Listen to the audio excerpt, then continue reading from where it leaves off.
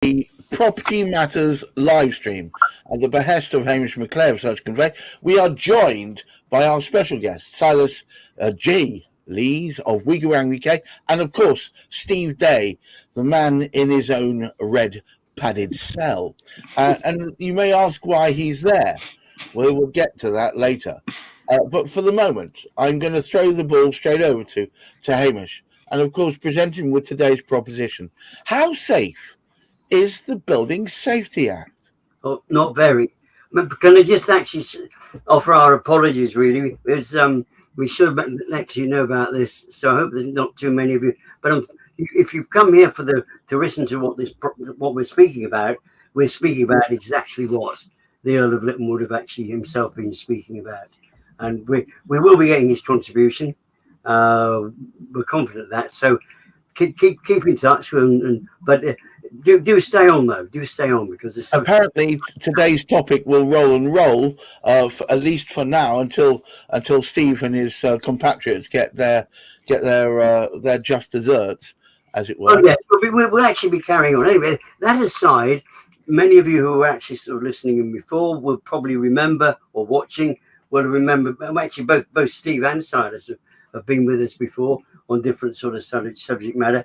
But we do think it vitally important that people know exactly what's going on. Now, padded cell aside, I mean, Steve is in that unfortunate position because he's in that property he happens to be in. But what has brought about some of the consequential results out of what governments partly tried to do was to create the Building Safety Act. A big problem with any act that sort of comes out, it's a little bit like promises about elections, isn't it? Basically, these things are actually said, whether they actually happen, whether they actually do. So it's called the Building Safety Act. I think it's the difference between doing something and pledging to doing something. Well, the Building Safety Act, though, however, it has done one thing very, very effectively: mess the whole system up. But other than that, there is a positive, because it has outlined, because of the investigations necessary, it's carried out investigations on. I mean, Steve is very, very familiar with these figures, but I'm sure there's over 10,000 properties, 10,000 batches of flats like that people are living in a very difficult situation because of what's been said in the Building Safety Act. So we need to look at a little bit of that. And I think this is what we wanted to speak about today, because Steve, he's only with another 1,000 people, but there are tens of thousands of people in the same situation. And that's what we're trying to do. Let's get round it. Let's see if we can find ways of getting information and getting the right things to happen. So, Building Safety Act, is it safe? For a few reasons. However, it's the damage it's caused, I think. Steve, welcome back again. He's not in a padded cell. He's actually in a recording studio. Is that for a radio show? No, it's specifically for you guys. I'm very privileged to be on this podcast. So I thought I would try and up my connectivity as a result of previous sort of blackouts with my Wi-Fi. So here we are. Well, fantastic, and in a lovely, almost anechoic room as well. So, Steve, how goes the good fight? I mean, Steve, as some of you will know, is by dearth of none of his efforts, effectively locked into a situation in artillery. I get it wrong. Artillery Quays, yes. Yeah. There's a royal prefix. Oh. but mainly right. Royal. Well, I just wish the king could come over and help us, really. But never mind. In the absence, if you could spend a day in there and be shown the inadequacies, I think it might wake his ideas up. But in truth, your fight is to get recognition for the deficiencies in the way it was clad and put together by a certain Barrett Holmes. And that's right. Yeah. And just give us a quick update as to where that fight lies.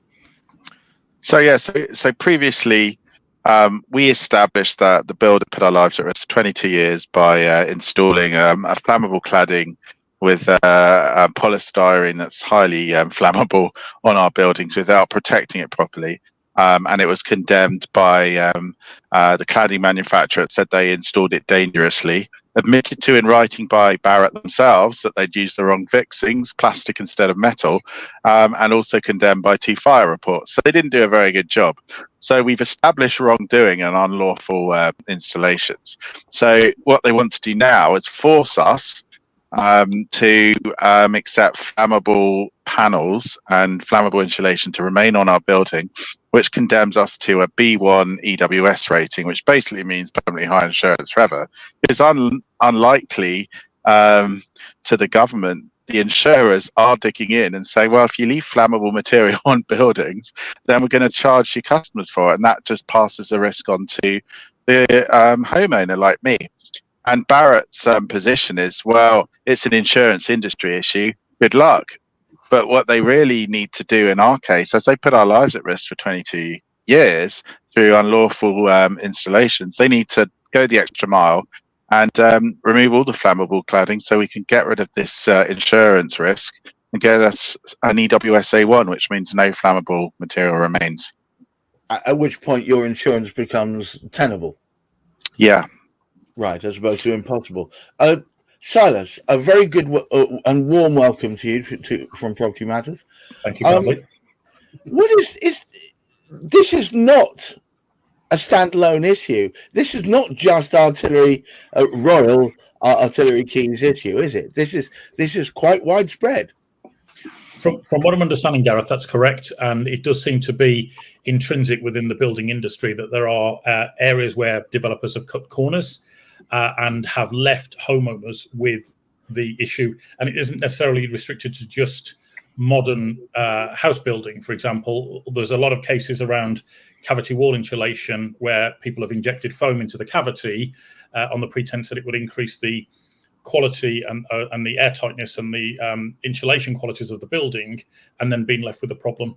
But I think in this specific instance, I think it's tragic that a developer has used shoddy practice on site, installed something that could have passed building regs and fire safety protection, but didn't because it was so poorly installed, and is then trying to bat the problem off year after year, month after month, to ultimately the homeowner.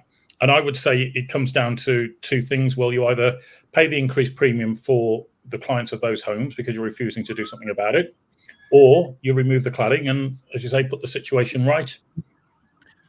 Well, surely paying the increased premium doesn't solve the problem. It just means that if they were to burn down, they'll have some recourse. But we'd rather avoid the former issue entirely, wouldn't we? 100%, and I think that leads nicely. And I don't know, Steve can probably fill us in on this one, but the thought I had was around corporate responsibility here, where a defective issue has been highlighted and recognised by the builder themselves. Where does that liability stop should the worst happen? And I think if you look at the construction industry, when they brought in a corporate manslaughter regulation, how quickly health and safety, or the approach to health and safety, changed on site. And I think if that hasn't been discussed already, it certainly needs to be at the forefront of discussions to make the board culpable and liable. And the impact is, well, you don't fix it, and you don't fix it quickly, well, you can be incarcerated for 10 years and reflect on your sins, as it were. Well, before I jump to Steve to get his response to that, let me ask you the question. Mm-hmm. How safe do you think the Building Safety Act is as it stands? I think it has caused a lot of confusion from what I'm understanding, particularly in relation to the conveyancing process of properties, that there is a lot of uncertainty within the conveyancing industry. And so the detrimental impact is very, very delayed sales, lots of inquiries, protracted issues around that side of things, and a general lack of certainty around what is covered and what isn't, and also the, shall we say, the teeth that this regulation has to correct issues that such as what we're talking about here today. It does appear to me that there's a lot of hot air being blown here, but unless there's teeth to match, nothing will actually change. Steve, can I get your response to what Silas was pointing out earlier? No, absolutely. And yes, I agree. I think really those it'd be great if the directors themselves of these builders were held responsible and could go in the can if they I suspect break the law. Put plastic fixings instead of metal on fire breaks. You know, plastic doesn't go well with fire, does it? When it's meant to keep the thing on the wall. So if you're so crass with your standards, yes, of course you should be in the jail, and it will make other builders take note. But on the Building Safety Act, I wanted to give you a picture of just how unfair it is from the point of the consumer. So I'll try and whittle it down, but basically there's two definitions of defect. There's the one under the Building Safety Act, which is stricter and covers structural defects and fire safety defects. And then there's the one called life safety critical defects, which is for the developer contract, which are these contracts where the developers signed up to fix all their buildings above 11 meters for the last 30 years. But they've whittled down the standard to leave flammable material that's banned on the new standard in the Building Safety Act to remain on existing buildings. And they've done that with the reasoning that it's a proportionate approach. So you're not making the builder do anything more than what's considered to make it safe. However, the insurers reject that position because they're interested in the building risk, not just the life risk. And that's where we have a breakdown. Now, Property Mart, the biggest estate agent body, has observed and written to the government and said that growing numbers of insurers are declining to insure buildings at a B1 standard, which means this flammable material remains on the building. And then there was a great quote from the ABI, which is talking about their reinsurance scheme, because they recognise there's a big problem here. But what they're saying is their members not only want to see the life safety critical defects fixed, but also the building defects. So we've even had it from the ABI now, and I'll share that for you, both of those quotes to distribute. But that's categoric proof now that it's a bad idea for homeowners to end up having flammable material on. And then the Building Safety Act. On one side, that it's going to provide them with their home with risk, but on the other side is it makes it untenable to insure. Yes, absolutely. And the other cruel thing in the Building Safety Act, they've excluded 1.7 million homeowners. That figure comes from the National Residential Landlords Association, who recognised that the Building Safety Act actually excludes classes of leaseholder from protection, and those that have bought more than 3 homes, those that have basically made the unfortunate decision to buy their freehold, and those in buildings below 11 meters. Now, why should these people be excluded from recourse and redress against defective building? 1.7 million people, and so that's a huge problem. And countless attempts have been made by myself and the Earl in the House of Lords to try and say you need to protect everyone and add consumer protection with our scheme. However, it's fallen on deaf ears. And at the moment, 1.7 million people are finding themselves excluded by this act. So it's a very cruel act, really. Although there are good things in it, it's needless exclusions to protect the builders. So what we've jokingly called it is the Builder Safety Act, making the world safe for builders. Well, Hamish, it appears that the Building Safety Act doesn't seem to cover all. I think it's one of the challenges as well with we have a new government coming in. It doesn't matter which government it is, but it's a completely new government, completely different people looking after things. We're just fortunate. We have some very canny, very effective, hopefully, people behind them. They basically haven't changed. The civil service is a civil service. So those that had the information have actually sort of got it. But is when we actually look and reflect on the dangers and the unsafe nature of the Building Safety Act, there is a big concern that if we have a new government with new people in it, they're going to push ahead and they'll accept them because the big builders have got lots of money and they can put lots of pressure on and sort of say how wonderfully clever they are. And somebody's going to listen to the CEO of Barrett rather than they're going to listen to me.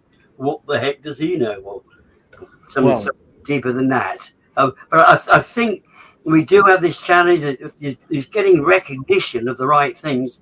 And it's very much, you can make a very interesting comparison here. The Property Lawyers Action Group took action against the Law Society because the Law Society had done so without consulting them. So we've got another situation where lack of consultation is going on. We've let a builder make the decision about what should happen, rather like, so as we say in Conveyancing, data will say got all this upfront data. They say that, and who makes the loudest noise? The people that are shouting about things that they're making money from anyway. And obviously Barrett's have done. And so are you saying that it's still very much follow the money? Oh, yeah, I must apologise. Well, no, I'm not apologising to Barrett's. I'm apologising because I'm not letting people know of the other companies. We will discuss that in due course, and we will actually sort of go through it. But I don't at this moment, without really what would solve so much of this. There are always going to be outliers, but what would solve so much of this would in fact be accepting the building, accepting, if you like, the bill that the Earl of Lytton actually wants to actually sort of put forward has been working. So he's been working on it for a couple of years. It's not something. He's an ex-surveyor. He knows what properties are. He knows what properties are about. I mean, if people would accept that, what a difference it would make. Steve, before we wind up, the Earl of Lytton, are we close to having the final breakdown of as Hamish has alluded to? Well, so what we need to do is we need to build support. What we've learned in our dealings in Parliament is Parliament responds to outside pressure. So what we really urgently need is to get the buildingsafetyscheme.org website around as much of the industry as possible. Now, I think there are many parties that could benefit from this. The conveyancers that have to work out if the freeholders can have a massive offshore trust fund or something to afford the remediations. They've got to become forensic accountants to work out the liability on there. That's killing their PI insurance, and a lot of conveyancers are declining the work because it's too complicated. And their liability for 30 grand is in their hands. They're pushing that risk onto their customers if they get the wrong decision. You know, if they say they're protected when they're not, then they're going to pay the price. So conveyancers, I think the small guys, the contractors, do they really want this race to the bottom where a developer offers the lowest price or a contract, some compartmentation or some cladding? Don't they want this to stop? This will stop it. This will basically mean if a developer wants to cut corners, they'll be liable to fix it every time. So they'll actually keep the contracts at a fair price because it will ensure that the work gets done and they don't have to pay for it to be done more than once. So I think those guys, I think the insurers, the lenders, there's so many professionals that care about good practice as well, surveyors, architects and so on. I think if the industry could back this and could do it publicly, public bodies, actually issuing statements. We've had a few already, and professionals sort of getting behind what we're doing. That would be massive, and then we could go to the Lords and say we have the support, and then we push it through. We need an uptick in support, an uptick in response. Yeah. Any last words from you, Silas, before I hand back to Hamish? I think my last thought is that the lenders probably have more of a sway to force opinion on this, or action, shall we say, on the basis that the value of their asset is depreciating rather rapidly. Follow the money. 100%. So, yeah, that would be my take. Hamish, would you take us home? Well, I do think the Building Safety Act, if we want the answer to the question, the Building Safety Act is unsafe because the damage it's caused to the individual clients, those individuals who are living in properties. And it's because, if you look at it, it was because of that disaster that people investigated.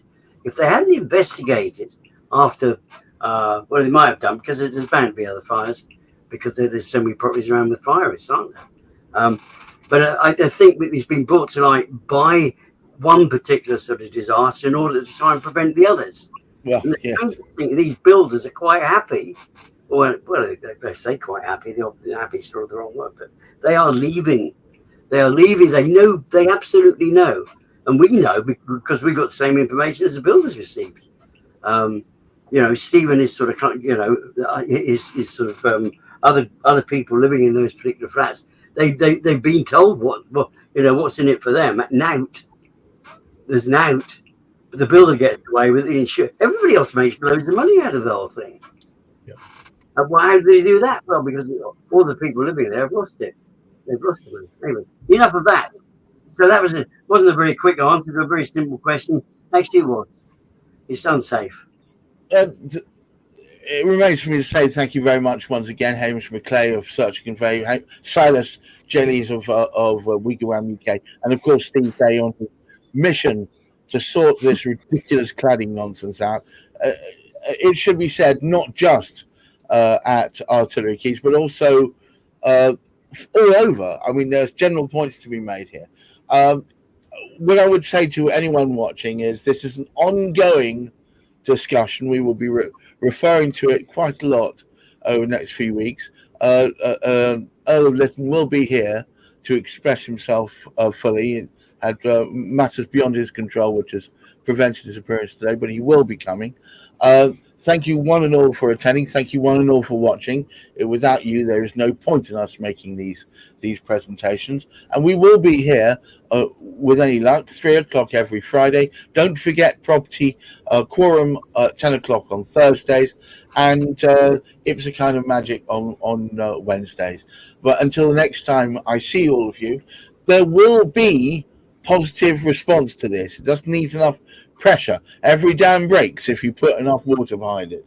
And with that thought, I wish you all to keep your feet on the ground, keep reaching for the stars, wear sunscreen, and look after your mental health. Bye-bye now.